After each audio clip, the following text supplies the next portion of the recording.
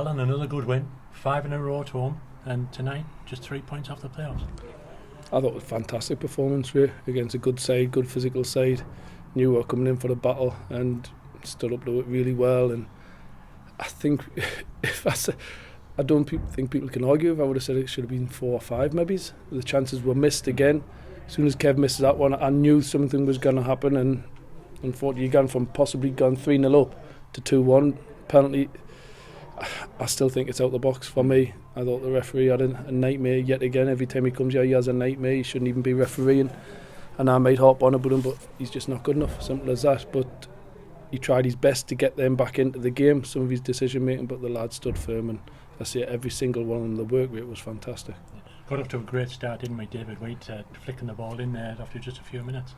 Yeah, I don't know how it hit, but if I was Jake Cassidy I would have been running off like Alan Shearer. That's a certainty. Even if I would have said it hit me lace 100%, but I wasn't bothered as long as the ball went in. And then obviously Jack scored an absolute world-class goal at the end. The straighter from the corner after that, and that should have probably opened it up a bit more, and we were well on top. We were deservedly 2-0 up, and we should have probably, as I say, ran out a lot more comfortable. But nevertheless, some very good individual performances in there. Worked well as a team, but you can go through and say, well, Adriano Moki, that, I mean, what a performance he put in.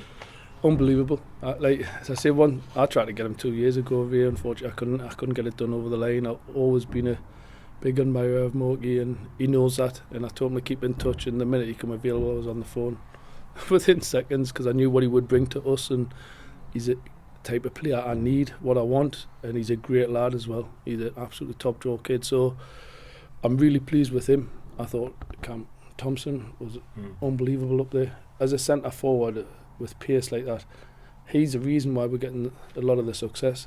Different class holding the ball up, but we're allowing the other players to come in, because Jack, Cameron and Kev all running beyond, all running and hurting the opposition, pushes them back, and then we can play with football then. And Cameron's work rate was phenomenal, and what a ball he put across for Kev to...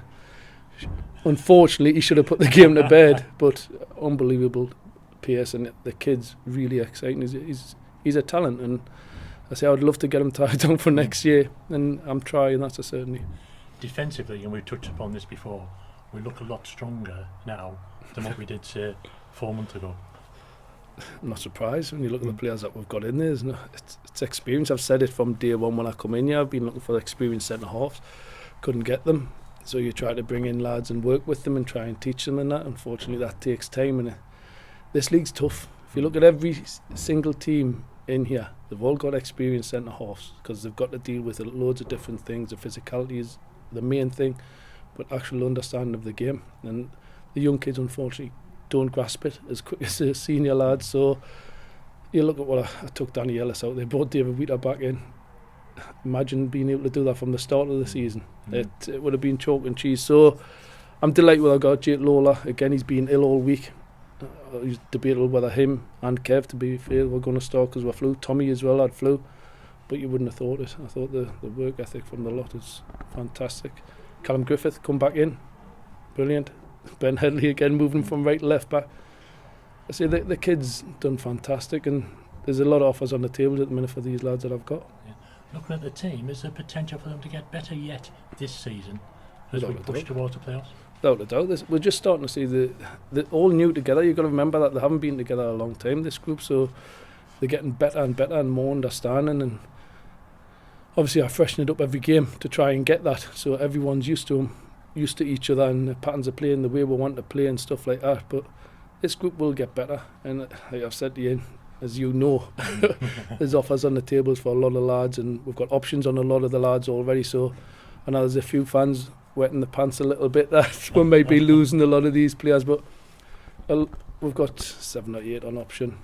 Offers have gone into lads, a couple that have already agreed that'll be getting announced shortly in due time once it's all done and dusted. So we are working in progress, and I just want to make sure we've got this group and probably add to it next season, because I don't want to lose a lot of these players. There will be changes obviously, but I'll just keep working with this group because they're really great group to work with. Yeah. In the meantime, this season, like I said, just off the playoffs, and we're away to Leamington next Saturday.